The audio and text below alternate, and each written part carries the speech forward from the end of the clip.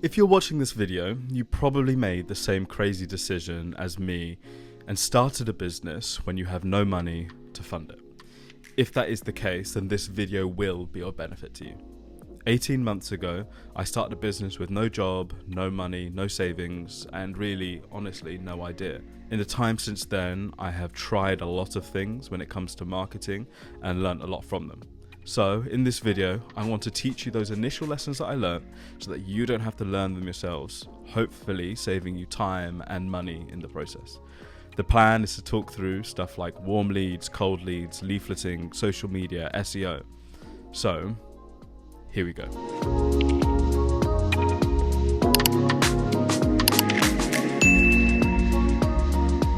Most people will say when they talk about marketing to start with warm leads. Warm leads are people who know you or know your business already. People that have a relationship with you. Whereas cold leads are talking to people who haven't heard of you, where you're aiming to get their attention and inform them about what you do. The reason they say this is because they're easiest. They know you, there's some level of trust there, and you have that audience already. They're going to listen to what you have to say. This is great most of the time, and I completely agree with this. However, like with marketing in general, if they aren't your target audience, then you're wasting your time. For example, my target audience as a solar installer is homeowners. I can't sell to people who don't have a home. I'm 25, so no one I know, none of my friends are homeowners. It's just not my target audience at all. And I can be the best salesman in the world, but I still can't convince them to buy solar panels because they've got no house to put them on. They don't see the benefits of them. They don't get the benefits. They don't receive them. They're not the target audience. So what do you do in situations like these? I guess you sort of have two options. You grow and expand your warm audience, meet new people who are of your target audience, whether that's through networking events, I don't know, joining other social clubs or whatever, in order to meet older people, I guess, in my situation. The other alternative is skipping this. Sometimes it's easier to actually just focus on something else for a while. 100% you should be trying to do all the things possible, but time is finite. One thing that I did was a lot of cold marketing. So in terms of cold leads, it's sort of what I switched over to because all the warm leads, like I mentioned, are just not the right people. They're not my target audience. One thing I started with was leafleting. So about 6 months ago, I decided a good way to build awareness of my business was through delivering leaflets. And yeah, I learned a lot from that. Leaflets felt like a great idea because it's local and targeted. However, the scale of what you have to do to be successful at it, I severely underestimated. You need to deliver way more leaflets than you think. I thought 1,000 leaflets in a targeted area of Guildford would be enough to sort of get the ball rolling. Then I was reading this book by Alex Hormozy, I think I mentioned previously, where he tells a story of him doing a similar thing with leaflets. I'll let him explain this here. One of my early mentors told me about flyers. Put out 300 flyers. One guy called me back. So I called the mentor back up and I was like, hey, what the heck? This didn't work. I just put out 300 total. He just laughed. He's like, 300. Test with 5,000, and then we do 5,000 a day after that. I was like, 5,000 a day? Yeah, like 150,000 flyers a month. And when he said that, I had this huge realization that I might have been doing the right thing all along, but I was just doing far too little of it. The second thing I learned about leaflets is, this was after, only looking back at it, is that they need to give an irresistible offer. You need to see them as cold marketing, like social media marketing, where you're trying to get someone and offer them something of value that is so irresistible that they can't turn it down or they don't want to miss out on it. However, what I did is I made a really great, really pretty, informative, eye-catching leaflet with loads of information on it, telling people about how great our business is, the morals about it, why they should go with us, the benefits of solar, but didn't say, this is why you should take action now, if that makes sense. There was no offer.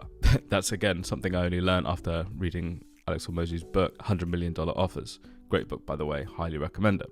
So what I would say is follow the same marketing principles. You've got to have those key things, the things that attention grab, the things that make people want to act on an ad. Treat leaflets the same way. Final thing is, I thought that leaflets were going to be a great idea because they were cheap. You could buy 1,000 leaflets for 50 quid, which felt like, when you can deliver them specifically to the type of people you want them to go to, felt like a good thing to do. However, what I didn't factor in is how long it would take for me to personally deliver 1,000 leaflets. I was thinking, I'll do it in a couple afternoons, it'll be really easy. I still have about 100 leaflets left, just because I realized that A, the leaflets are crap and didn't want to keep delivering them, but B, it just took so long. I think myself and my girlfriend walked around Guildford and Woking on maybe 4 or 5 separate occasions, spending 2-3 hours each time, and still didn't deliver them all. I even left some in a pub that I'm good friends with, and that got rid of a bunch. But even then, still, it just takes so long.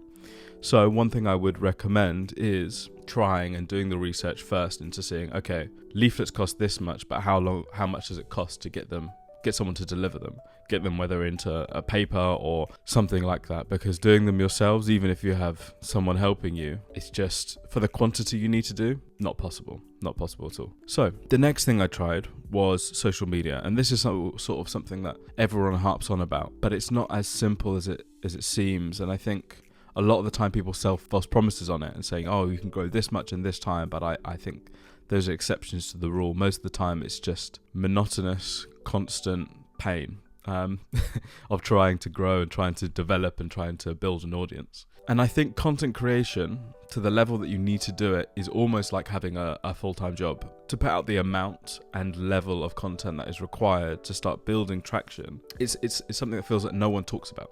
It takes so much time, it takes so much effort, it takes so much know-how. A lot of content creators and business owners who make content spend significant time doing so. So don't underestimate the amount of work it takes. So the biggest piece of advice I can sort of give is to find something that comes more naturally to you, whether that is entertainment videos or educational videos, or it could be just the platform that you use, whether that's TikTok, Instagram, YouTube, or whatever. Find something that feels natural and feels easy to do, because it will take you less time, especially if you're unskilled at editing or anything like that. Trying to do high edit videos where you don't have the ability initially will just kill you. It'll kill your motivation, because it takes you 4 hours to put together a 20-second video, whereas someone else who is skilled at that and knows what they're doing, it'll take them 25 minutes. And that can kill when you're trying to put out loads of content, because that's all everyone says. It's about quantity of content. So yeah, try and find something that feels natural, feels more comfortable to you. Hence why I sort of went with YouTube and recently decided not to do any entertainment videos, but more educational type, because I think that's what comes more naturally to me and I enjoy it. The final thing is, don't underestimate how different each platform is. Instagram Reels are not the same as TikToks or YouTube Shorts. What works on one might completely fail on another, just because of the type of content that's on there. So I cannot recommend more spending time looking and spending time on each platform, seeing what type of content, the type of people you want to emulate, produce on that platform. What I've seen is that on Instagram, high production seems to be the key. Everything needs to be clean and proper and perfect, whereas something on TikTok or YouTube Shorts can be way more user-friendly, way less polished, and seems to get the same or better traction for that kind of thing. Yes, you still have high-end productions on both. However, it's more of a user-friendly platform. So work out what type of platform would suit your content best and go for that and really nail one. I think there is benefit of trying to do loads at once and trying to get the benefits of all of them and sort of throw stuff at the wall until something sticks. But I think it's better to know what and do the time and spend the time working out what is best and then putting all your focus into that. Because like I said, social media is like having a full-time job. It's insane the amount of time it takes to put content together. The final thing is SEO, or search engine optimization, and I think this is one of the best ways to passively grow interest in your business. SEO, for me at least, felt super complicated to begin with, just because I was like, I have no idea what this is. It felt like a fancy marketing term and all of these things. For the longest time, I didn't even know what SEO stood for until I started. Or like, okay, I think this is important, let me learn about it. And because of that, it felt so daunting. However, now that I sort of understand the basics of it, it's so much simpler than I thought. There are a ton of great videos explaining all the SEO stuff in great detail. I'll put a few in the description, especially there's a 10-hour video that I watched from, I think, SimpliLearn or something, that I went through that and just absorbed as much as I could about the basic principles. And I think they have an advanced one as well and all these things. But to give you a summary of SEO, the aim of it is to turn up as high as possible on search engines. This is because if someone's searching something and you're at the top, you're more likely to get clicked, and therefore people know more about your business, you gain more traction, and it's something that happens passively in the background. So yeah, a couple of ways we can do this. The first way and most important way, I believe, is by making use of keywords in title pages, so the bit that appears on Google when you search something, that bit of text, but also the descriptions under that, and then actually the content on that page. So you can SEO optimize for each individual page on your website. The easiest way to do this is by using a keyword research tool and creating content around them, rather than creating content and then trying to find or manipulate it into having the right keywords in it, stuff that people search. It's better to do it the other way around. So do keyword research, find out what people search. Do they search for solar panel installer in Guildford, for example, for me? Or do they search for solar PV Guildford? Or do they search for solar and battery, or solar solutions, or energy solutions? And you can look at, okay, how much competition is there for a keyword, but also how much it's being searched for. And you want to find something that has low competition and high search demand. So for stuff like that, it's all quite low because they're quite niche. But say if you were running a business for example, my girlfriend who does perfumes or Christian perfumes and Christian beauty stuff. Again, Christian beauty stuff is the niche, but beauty stuff and perfumes are way more of a broader spectrum. So if someone's searching something, that she has a bigger spectrum of things because more people search for that kind of thing. Same like the examples I often give is for blogs, because people search things like that, like recipes. People are constantly searching them and you get millions of searches a day, whereas something like solar panel installer in Guildford doesn't get as much. The next thing is about the quality of your website. How well does it work and flow, and how quickly it loads? Google will push to the top things that work well because they want people to have a good experience on their platform. So when your page delivers on what it says it's going to deliver and does so quickly in the best way, people like it and people will spend more time on it, and Google knows that, so they're like, okay, this one's good, let's push this. So focus on quality of website, make it really user friendly, do all these things. The final thing is about credibility. Can you get links externally to recognize your website and link them back to yours? One way to do that is by linking out to theirs and hoping and talking to them about linking back to yours. But a much simpler way, I think, is through different memberships or accreditations, but social media also work. The reason I say memberships and accreditations is recently I have seen a big spike in SEO having now become a Which Trusted Trader, because that is a reputable website that people trust, and now there is a link to my website on that for my profile and all these things. So having that as a link away just gives my website more credibility, which means Google's like, okay, let's push it a little bit more. And I think that basically summarizes all of the key things that I would say I've learned from marketing with no budget. It is possible, it is just really difficult, because you can put together great content, and if it's not getting pushed, so for example on Instagram, if you put great content together and it just doesn't get pushed, there's not much you can do about it.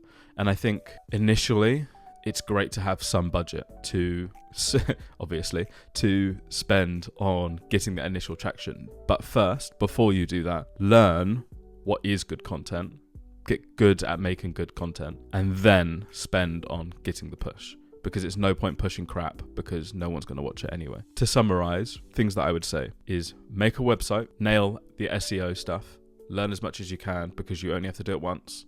And once you've done it well, you're in a good position, you'll get natural growth. Learn what works best for you, social media and content creation wise, because they are great avenues, but they take a lot of time. So be efficient with it, work out what works best for you. With warm leads, yes, they are the greatest way to grow business initially.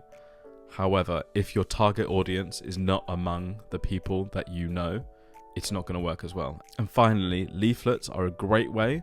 However, do not underestimate the cost of printing loads of leaflets, delivering loads of leaflets, and how many you actually have to do in order to get traction. I don't think I have got a single thing from the 1,000 leaflets I have. And those were 1,000 leaflets that went to homeowners in the target area that I have. I don't know whether that was because of the amount of quantity I did, but also about the quality of the leaflets. So make sure you'll nail those first. In that Alex Hormozy clip that I said, he talks about how his friend said that he used 5,000 as a test sample for a leaflet. As in, is this leaflet good? He does 5,000 and delivers them. And then once they're good, he does 5,000 a day. Like, that's the levels we're talking to get good traction from it. So if you can't do that, it's best not to. It's like doing anything, do it properly or don't do it at all. Spend your time and research and resources on something else. So yeah, that sort of covers all the things that I would recommend doing. I hope this helps a little bit. What I'll probably do for the next video is talk through all the things that I was initially taught when starting the business. I have a mentor, and I spoke to him initially about business and like, okay, how do I do this? What things do I need to look out for? And I want to pass that on to you because genuinely so helpful to me. So helpful. So hopefully it can help you too. All right. Well, if you've liked this video, hit like, hit subscribe for more content like it. And yeah, drop a comment about other things you want me to talk about or topics you found interesting and want more detail on, and we can go into them more. But yeah, any questions, I'll try to get back to you. Anyway, have a great week. Bye.